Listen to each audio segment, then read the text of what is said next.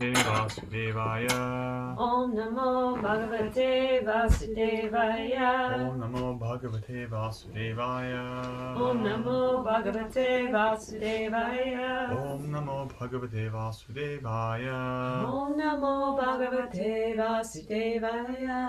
Narayanang Namaskritya Narang Chaiva Narottamam Deving Saraswating Vyasam Tato Jayamudiriet Nashtaprayeshu Padreshu Nityam Bhagavati Sevaya Bhagavati Uttama Shloke Bhakti Bhavati Naishtaki. We're continuing in the Srimad Bhagavatam Canto 7, Chapter 9. We're on verse 29.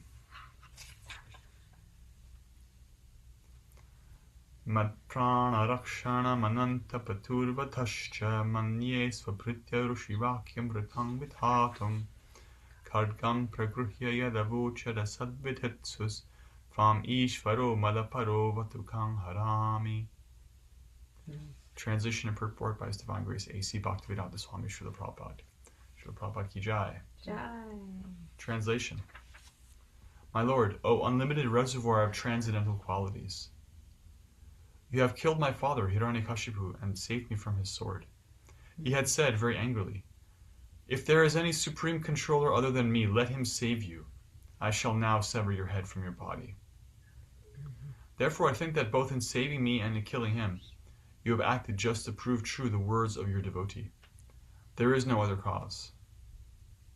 Purport. In Bhagavad Gita 9:29, the Lord says, Samohang sarva bhuteshu name dveshostina priyaha ye bhajanti tumam bhaktya maite teshu chapyaham. The Supreme Personality of Godhead is undoubtedly equal to everyone. He has no friend and no enemy. But as one desires benefits from the Lord is very pleased to award them. The lower and higher positions of different living entities are due to their desires, for the Lord, being equal to all, fulfills everyone's desires.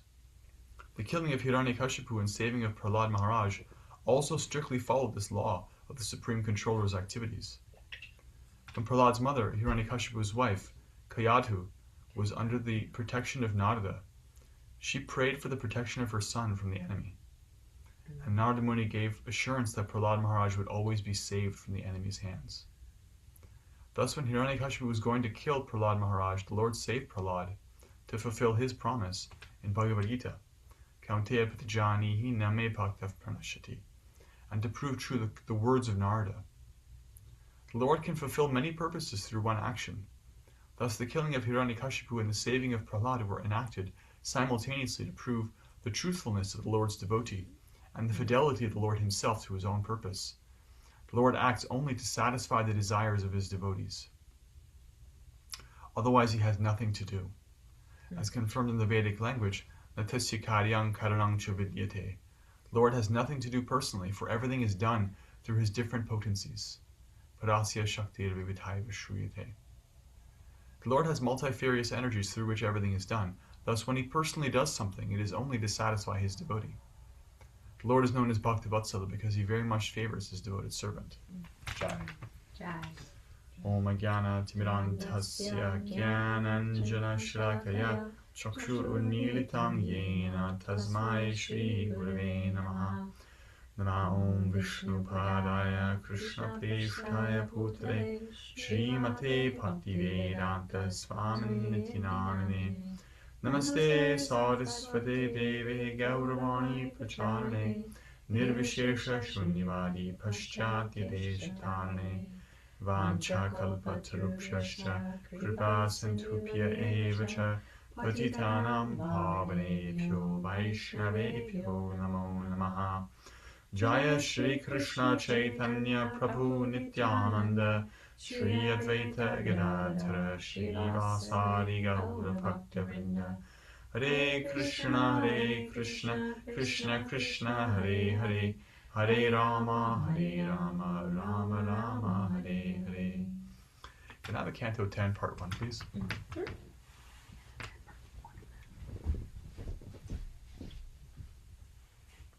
So, in the previous verse, Sri Prahlad Maharaj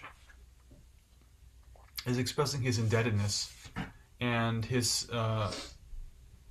feeling of alignment and dedication to his spiritual master, Sri Narada Muni. Because Narada Muni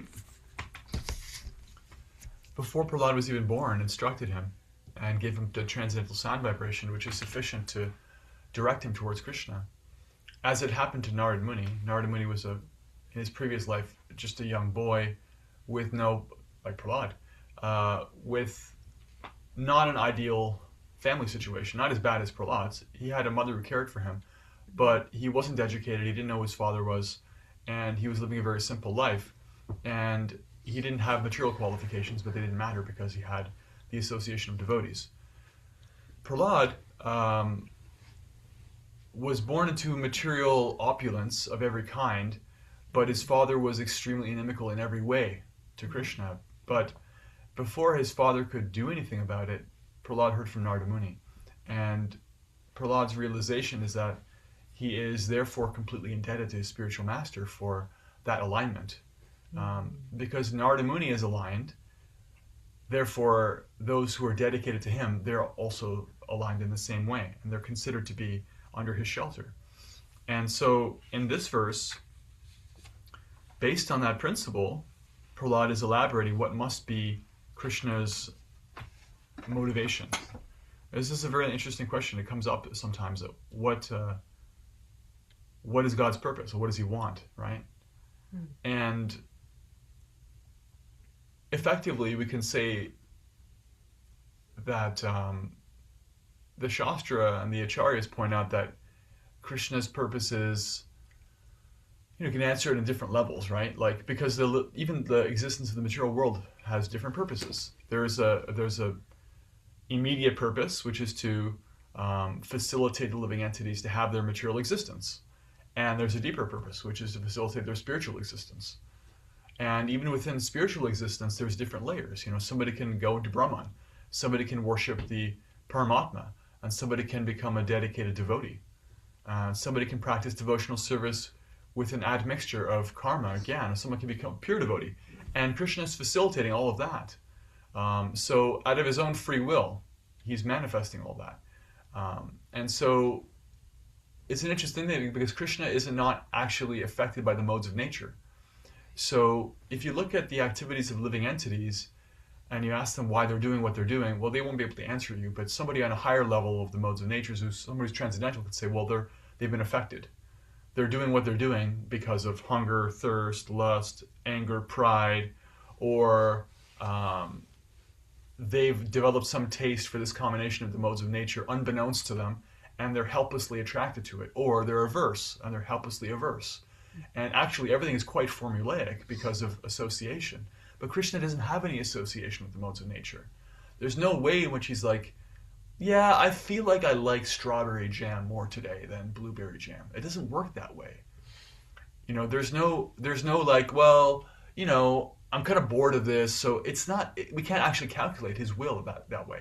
We can say, yeah, he may affect some material existence, but why? And Prabhupada points out, it's causeless. Krishna doesn't have a cause. There's something that's affected him.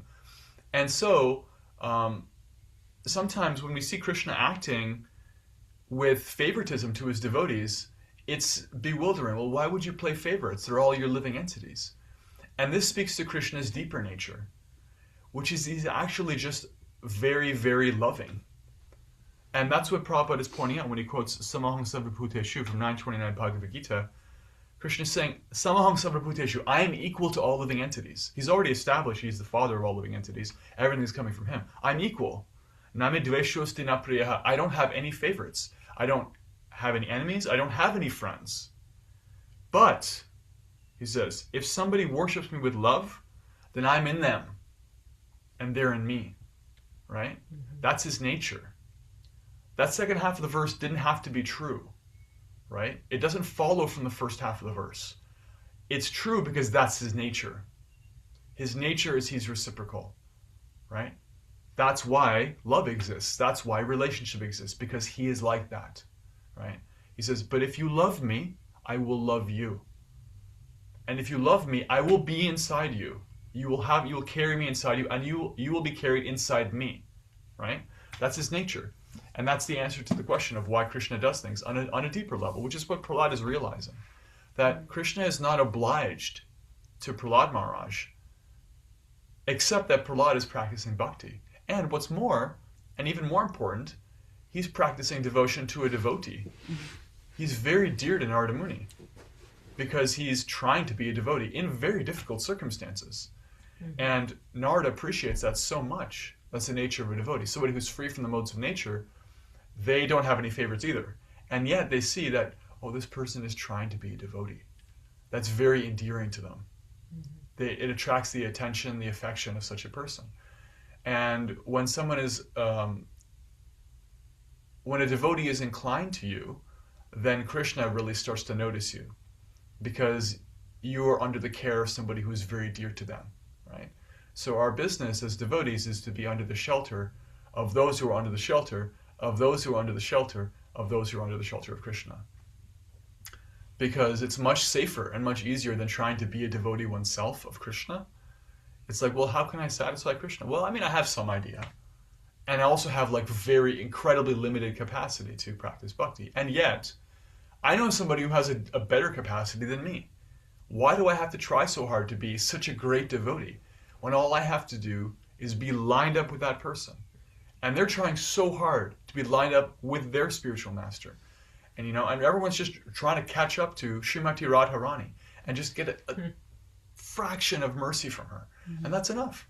It's like, yeah, she's got unlimited capacity for increasing the scope of devotion to Krishna, that everybody should be included in the circle of Krishna consciousness, that all we're doing is just trying to be a devotee of a devotee. And so this is the principle that's coming out here. Now, I wanted to point out how this principle acts, how it actually, in the wild. There's a verse that I was remembering while I was chanting the invocation prayers, and if Krishna is very merciful to me, and the devotees are very merciful to me, they'll help me find it. Here it is. The mercy is manifested. This is from the prayers by the demigods, who are devotees, so they know this. 10.2.31 Svayam samuttirya sudustarang dyuman pavanavam bhimam ataprasahurada pavatpadam boruha navamatrate nidhaya yata sadanugraho pavan. So the context is, and there's a picture about this, so I'll find the picture because it's really beautiful. Devaki is in prison. Devaki is in prison. Oh, they don't have that picture. I thought they would. Devaki is in prison because her brother is a demon, but she's pregnant with Krishna. And so she's sitting despondent in the prison cell, and the demigods are surrounding her in a subtle form. Demigods, they don't exist in gross forms like we do, right? And the higher planets, like in Brahmaloka, the highest material planet, there is no material body, save and except the very, very fine forms of like mind ego and false intelligence, false ego, mind intelligence and false ego. So you can't actually perceive them. But they're praying because they know that Krishna is coming, because he said he would. And so there's a very beautiful series of prayers here. And they're saying here, O Lord, who resemble the shining sun, you are always ready to fulfill the desire of your devotee, and therefore you are known as a desire tree. Vancha kalpataru. When acharyas completely take shelter under your lotus feet, in order to cross the fierce ocean of nescience, they leave behind on earth the method by which they cross. And because you are very merciful to your other devotees, you accept this method to help them. You see, Brahma is the chief of the demigods, and he's a Guna Avatara. He's a very senior demigod and a very senior devotee. And at the beginning of the 10th canto, we heard, or depending on your time frame, we will hear about how the earth was struggling. And she approached Brahma, saying, there is so much adharma on my surface. So many innocent living entities are being subjected to suffering because of other living entities. I have difficulty bearing all of this, right? Just like a very loving mother. She approached Brahma, and Brahma said, this is beyond me, but I will pray to Kshirodakshaya Vishnu, the super soul, who exists in the material world, in Shvetadvip, and he prayed to him. This is an incarnation of Krishna as Vishnu. And the Lord said, I'm coming. Get all the demigods ready, I'm coming. And that's his word. He said it to Brahma, and the demigods know this, because they're dedicated to Brahma. And so they're saying, you're always ready to fulfill the desires of your devotee, because you're about to take birth. You said you would. We didn't understand how it was possible, but you said you would appear. And now you're like in your mother's womb about to appear. So they're like ecstatic. They're jubilant because they know here he is. He's so truthful. He's so true to his word. Why? Because he gave it to his devotee, to Brahma. Because Brahma is dear, they're seeing their like grandfather demigod, grandfather devotee. Oh, you have received the promise of Krishna, therefore it's going to come to pass. So this is the same principle. And they're expanding it. They're saying, when acharyas take shelter of you to cross the ocean of nescience, it's like a boat, right? There's an ocean, you have a boat. They get in the boat, and normally when you get in a boat and you cross a body of water, the boat is on the other side. It's not on the first side. But Krishna is saying, the devotees are saying, actually your nature is such that when someone tries to come to you, the method that they can use to come to you gets automatically transported back to anybody who wants to take shelter of that devotee. See, Krishna is always trying to glorify his devotee. As soon as a devotee is thinking how to serve Krishna and how to help others to come to Krishna, then Krishna, by the deepening of that devotee's devotion, becomes more and more interested in facilitating that devotee actually becomes empowered to bring others to him. The demigods are saying, because you're very merciful to your other devotees, you accept this method to help them. Prabhupada writes, this statement reveals how the merciful acharyas and the merciful Supreme Personality of Godhead together help the Supreme Devotee who wants to return home back to Godhead. The duty of the Guru is to find the means, according to the time, the circumstances, and the candidate, by which one can be induced to render devotional service. Induced means to lead someone into, right? So a very advanced devotee is thinking very, very intently how to lead others to Krishna. And because of that, because their overarching desire beyond any consideration of dharma or adharma in the material scope is, how do I bring people to Krishna? And they have no personal motivation in that. They become empowered to do it. Krishna helps them. And that activity becomes sacred, becomes sanctified, by which one can be induced to render devotional service, which Krishna accepts from a candidate who wants to be successful in going back home, back to Godhead. After wandering throughout the universe, a fortunate person within this material world seeks shelter of such a guru or acharya who trains the devotee in the suitable ways to render service according to the circumstances, so that the Supreme Personality of Godhead will accept the service. This makes it easier for the candidate to reach the ultimate destination. Thus, it is the duty of the acharya to publish books that will help future candidates take up the method of service and become eligible to return home back to Godhead. Prabhupada conclusive purport. One must worship the lotus feet of the acharya and live within the society of devotees. Thus, then one's endeavor to cross over nescience will surely be successful. So this is our context, is that we don't have to reinvent the wheel, and it's very difficult to do so. But in considering how Krishna has extended his mercy to his devotees, we want to be asking ourselves, who has received Krishna's mercy? Who has received Krishna's help, right? So we look at the activities of Srila Prabhupada, for example, we see that these are empowered activities. These are not even by the standard of pure devotees, these are remarkable activities. It is clear that Lord Chaitanya wants the Sankirtan movement to spread. He said so in Shastra, if you have any faith in Shastra. But even if you don't have that, if we see what Prabhupada did, we can say this is remarkable. So people become attracted to that. But even at the higher levels of devotion, when one becomes aware of Shastra, one sees, oh, this is all actually, Krishna's already said this is going to happen. So it's all, Prabhupada is actually quoting Shastra. All of it is intertwined, is interconnected. And yet, one's relationship with Guru doesn't become less relevant because of that.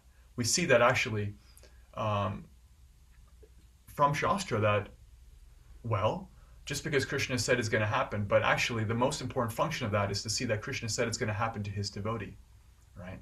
It's always in relationship to his devotees. It's not in abstraction. So when Krishna says, my name is going to be chanted in every corner of the universe, in every town and village, that's a promise to his devotee.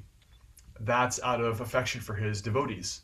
That's Lord Chaitanya appeared because of Advaita Acharya's prayers. He's giving respect and appreciation to Haridas Thakur as the Acharya of the holy name. In every way, always, Krishna is indebting himself to his devotees. is never in a vacuum because that's his nature. That's what I was saying at the beginning. That's his nature. He chooses to be that way. So our only consideration is who is Krishna affectionately inclined toward, and how can I render service to them? How can I be lined up with them? How can I have their attention? How can I have their grace and their care so that whatever I'm trying to do in my childish attempt at devotional service will be accepted by them? Just like a parent, a parent doesn't care if a child is like, drawing outside the lines in their little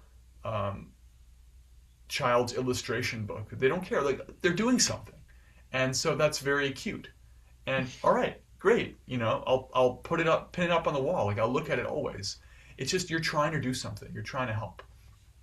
So Prahlad is realizing that not only is he engaged in devotional service because of Narada Muni, but the whole Leela is playing out because of Narada Muni. And Brahma, actually. Because Hiranyakashipu went to Brahma and said, I want benedictions, and he earned them. He earned all kinds of benedictions because he performed austerities that are like unthinkable. So he earned it according to the material exchange system of austerities, and Brahma said, you can have all of them.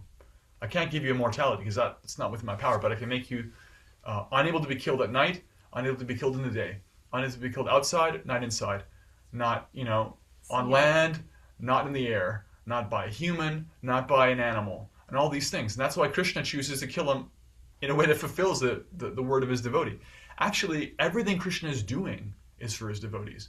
And Prahlad sees that. He sees that complete alignment. Actually, you have no purpose here. None except to satisfy your devotees. And what an overwhelming realization for him. That Krishna has no purpose except to satisfy his devotees. He's completely free otherwise. But he chooses to make himself the servant of his servants. Why? Because that's just the kind of person he is.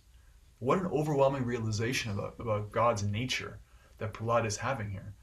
That he is totally free, and he always has been. And he chooses to make himself the servant of anybody who will serve him. And so, this is like a lightning bolt from the sky for Prahlad. Not only am I serving you because of my spiritual master, whatever you're doing is because of my spiritual master and devotees like him. What does that say about you, Krishna? Like, you're so loyal. You're so affectionate. You're so inclined to remember anything that anyone's done for you, right? So these are our meditations as devotees. From the perfect vision of Prahlad, we're just trying to see like how Krishna can never forget the service that his devotees do, and how we can try then to be aligned more and more with devotees, to remember the lotus feet of the Acharya and live in the society of devotees, because that way we're under the shelter, right? We're under the shelter of so many peers and so many seniors and so many acharyas in the line. And even if our service is so impure and so childish and so imperfect, and our hearts have so many different kinds of other inferior desires, still we're a devotee of the devotee, and Krishna will not forget us. And of course, that very attitude is the attitude that acharyas have, which, when refined enough, gives you, the kind of pure, dedicated, incredible devotional service of a Bhaktisiddhanta or a Prabhupada or a Narada Muni or, a Gopi of Vrindavan. It's the same thing. It's actually the same mentality. It's just refined further and further. Om Tat Sat. Hare Krishna. So now we'll take any reflections or questions or comments.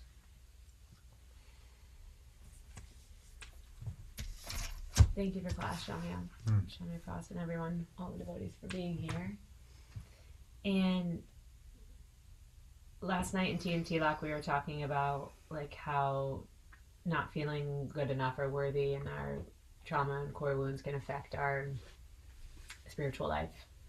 And you were speaking about, you said, and perhaps you could just expand a little bit on this, and I want to make sure I heard what you said correctly.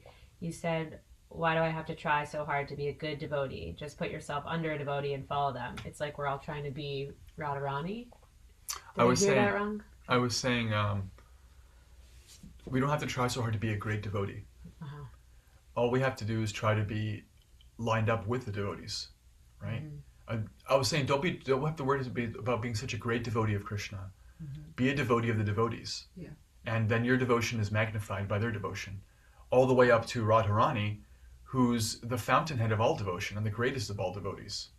And it's facilitating the bhakti of everyone. Everyone. Narada Muni, Brahma, Lord Shiva, Prahlad Maharaj, Prabhupada, us, everyone. And so we're just like being carried by her, ultimately. And so we can't be her. We can't be the greatest devotee.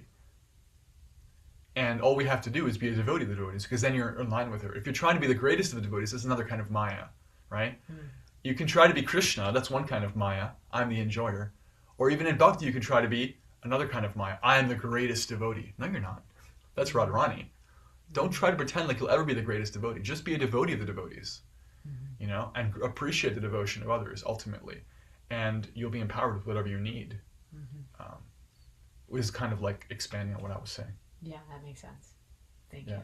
And kind of relating to what you were saying came up in TNT like about our shortcomings is that they're not important anymore. Yeah. Because we're not acting on our own power. If it's on our own power, then yeah, they're all important.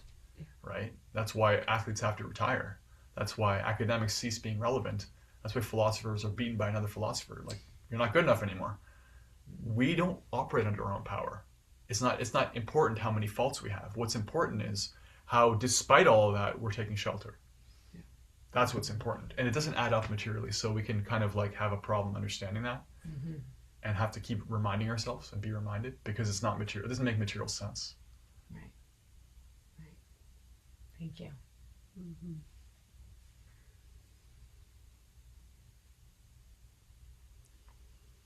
Thank you, Shami Press. Great class today. I was thinking about when you were reading and then explaining the verse, the concept of like compassion over your own personal gain, over your own personal salvation, I suppose. And it reminded me of, the love and dedication of a good mother, right? So a mother pours everything into her children and devotion to her child, let's say, and wants the child to do better than they've ever done, and just, continues to try to raise that child right and do everything that they possibly can for that child, and really postpones, what she might need for herself, and that it just, I don't know, just kind of, I just drew that parallel of, Prahlad seeing that, and the lesson in the verse to me was, instead of endeavoring to, like you said, like be the best or do the right thing, and just, devote yourself to the other people and bring them along, or not bring them along, but help them, and then, without concern for where that leaves you, because it just automatically brings you along. But I also thought it was ironic when you think of the analogy of the mother, that that Prahlad, didn't have that kind of devoted family structure in the material world, right? And to see that in this spiritual devotion to Krishna, is just, even more miraculous for him personally. Thank you. Yeah. Thank you. Hare Krishna, Samya Pras. His mom did like pray, or I mean, Prahlad's mom. What was her? She wasn't like Kayadu? Yeah, Kayadu. She wasn't supportive of Hiranyakashipu's choices, but No, she she didn't was- try to fight against them. She was not really a devotee, Okay. and also not really actively demoniac. Yeah. She cared for her son, but she was dominated by a husband who was the all-time greatest terrorist and non-devotee. So her influence is not really seen. Like, she doesn't take the Narada Muni's instructions. It's mentioned because she was so focused on the well-being of her child, she couldn't pay attention. She couldn't take them into her heart because there was all kinds of chaos, Snakes and Well, like she was in Narada Muni's hermitage, practically in exile, being taken care of him Oh, So right. there was a lot of upheaval, and she was worried about the future of her child who was unborn. Right. So she didn't actually. She had too many material attachments to really hear from Narada, but her son didn't have that problem. Right. And she's the mother of a great devotee, which is outstanding. But she wasn't a demon. She was just a regular mom, a good mom, but you know, materialistic mom. Okay. Thanks. Sorry Yeah. to interrupt whoever Shakti? was. Yes, I thank you so much. What a great class and what a great service. Um, yeah, this verse really hits home for me because oftentimes I think of how much how long I've been in in Krishna consciousness and oh look at this person is is further along than I am, and sometimes I like my life, it just this verse inspires me. Instead of looking at everything else, inspires me to go within and not to compare myself to other people, and that my spiritual growth is not determined by my past, my abilities, or how I measure up to someone else. It's shaped by the sincerity of my heart. And that was something that someone said to me a long time ago, and that the Lord is there, like the Lord is there for everyone. And I find this as an invitation for me to deepen my bhakti with humility and trust, and not asking questions, just deepen with trust and humility, and not asking why this, why that. Like I have to get out of that material mindset and just know that like Krishna is there for me. My journey is my journey. I'm right where I'm supposed to be. And instead of looking outside and thinking this and that and all those other things that at least for me, the material world always had me doing, like even my parents, I can remember saying like, oh, so and so is doing this. Why don't you try that? Instead of like saying like, oh, what you're doing is so great. Like I can remember back to when I was like, in my teens and even younger, you should be a gymnast like da da da. Instead of like, look at what you're doing. What you're doing is great, and then kind of looking inside. And so I feel like, yeah, I feel like this verse just says, get rid of the noise, get rid of the noise, sit with yourself, sit with your heart. Krishna is in there, and just surrender to him and talk to him sincerely. Thank you. Yeah, bhakti is one of the amazing qualities about bhakti is that it's available always. It doesn't depend on time, place, and circumstance. It's not like an achievement, right? One can practice bhakti immediately. One can practice bhakti at any moment and under any circumstances, and that's not true of other things. There can be a sense of like, you know, when will I have that accomplishment, or what about that accomplishment? And bhakti isn't like that. And any moment chosen that we choose to dedicate to remembering Krishna, hearing about him, prayer, etc., any of the angas of bhakti is gain. Yeah. Jai. More reflections, questions, comments?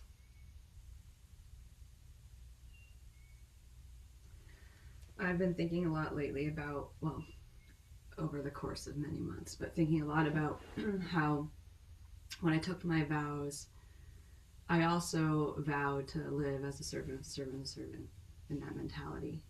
What does that mean? How do I actually imbibe this? How is this actually, a part of my life? How do I truly do this without, stipulations, without mental concoctions, without checking a box saying, oh, I'm doing it. How is that actually a way of existing? Mm-hmm. And what does that mean from a physical sense? What does that mean in, you know, my everyday life? What does it mean in a spiritual sense? What does it mean in the way I show up in my japa? What does it mean in the way I show up in my parenting? What does it mean in the way I show up with devotees? What does it mean? And I read another verse in this chapter, which I don't know if you guys have gotten to yet, but that was really, really, really, because I can't remember what the number is, and was really affirming for me in that way. It's like, just like you were saying, that nothing is too small, right? No service is too menial. No service is too low. And I've had some realizations just in the last several months of that. Actually, if you're completing a lower service without any, you know, ego involved in that, and you're just doing what you're doing, and you're doing it with a place of heartfelt intention and spiritual connectedness, that it's just as high, it's just as beautiful, it's just as wonderful. And, you know, I've been thinking a lot about, because Tuba said in one of his classes recently, and it really struck me, it was like, if we're a follower of Lord Chaitanya, and we're a follower of the Goswamis, and then we are also followers of the gopis, and really thinking about the level of, like you were talking about, the line of service that leads you up to divinity, right? And that there is nothing too menial if we're showing up in heartfelt devotional space. And when we can have peace with that, like what Shakti's talking about, when we have peace with that, and like there's no comparison being had there, then ultimately I feel in my realizations, and like I feel in my bhakti development in the last several months, that I'm doing something meaningful for the Lord, and that it's good, and that it's okay that it looks the way it looks for me, or whatever it might be. And so I really appreciated this class this morning, talking more about that. And like I was saying last night, sometimes I feel like the mental concoctions of our mind, or the mental restraints we put on ourselves, really limits our bhakti completely.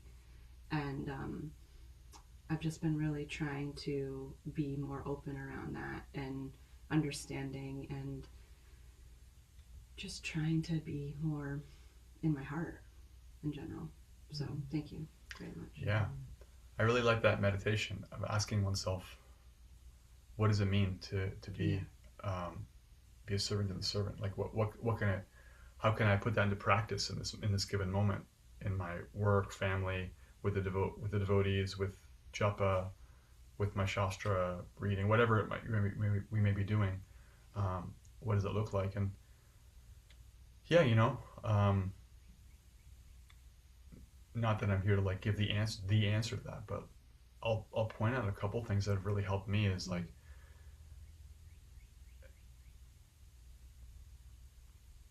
trying to practice seeing living entities as part and parcel of Krishna, with varying degrees of realization, and therefore having varying approaches to them. Like, being a servant to the servant means being eager to be around devotees, means being grateful for them, means going out of your way to try to hear from them, especially senior devotees.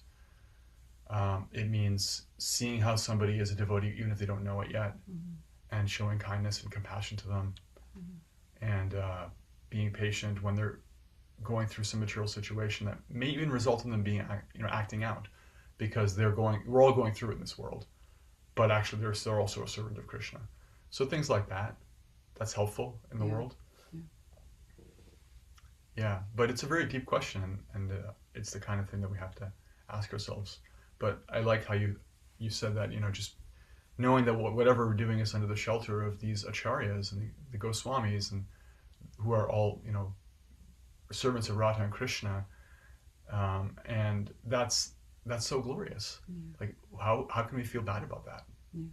If they actually accept even a shred of service, we should consider ourselves the most fortunate person. So that realization is very encouraging.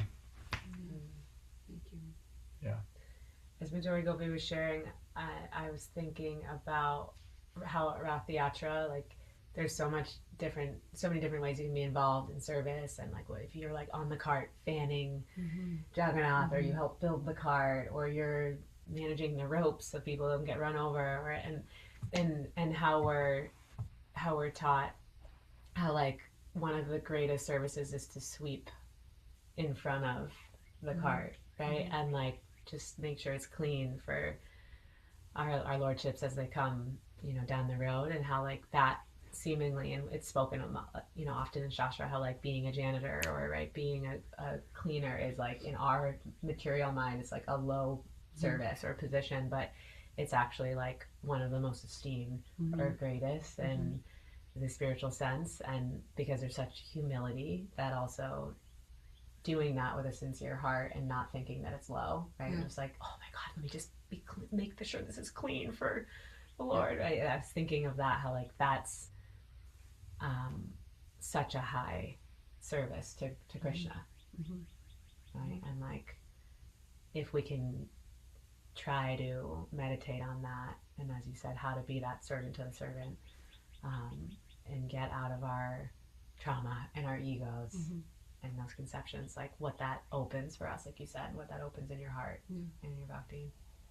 And then I loved our affirmation this morning around surrender and like how, or did you want to speak about the affirmation at all? I feel like it always connects in, but I'm forgetting his exact, Mahatma Prabhu's exact words, but right, like around how we want to surrender to the holy name. It's like the holy name is what is, and Krishna through it, right, is what's going to actually allow us to chant with attention, right? It's like what's going to actually allow us to serve without ego, or it's like, and when we surrender to I don't got this, like Krishna will come to empower us even more. Yeah, and to connect that to this principle of Krishna is showing mercy to his devotees, then we can also remember when we're chanting or doing any service that I'm doing it to please my spiritual master.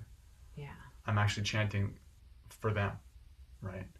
That it's under their shelter, and therefore whatever like insufficiencies or shortcomings I have in my japa, right? At least I'm trying to serve such a great devotee, because they said we should chant Hare Krishna, and I've taken vows to them to do so, and that's actually like incredibly personal. The taking of vows is an incredibly personal thing. The spiritual master deeply accepts the disciple in ways that disciples may not even really recognize for some time, but there's a deep acceptance there that, when you chant in that mode, you will attract Krishna's attention. You are surrendering. That's one way to effect surrender, is that if we don't know how to surrender to Krishna, surrender to your guru, right? As long as I'm doing what my guru told me to do, and I'm doing it for them, that is surrender to Krishna. It's exactly the same. It's not different. Because Krishna can feel like, where is he? What do I do? Well, what did my guru tell me to do? And if I do that, in that mentality, then I'm doing it. Then I'm with Krishna. Yeah. All right. Jai. Srila Prabhupada ki jai, Srila Prahlad Maharaj ki jai. Now let's take this opportunity to offer our respectful obeisances onto all of the Vaishnava devotees of the Lord, who are just like desire trees. They can fulfill the desires of everyone and are full of compassion for the fallen souls. Vanchakalpatarupyascha kripasindhubhyevacha patitanam pavanebhyo Vaishnavebhyo namo namaha. Anantakoti Vaishnava Vrinda ki jai.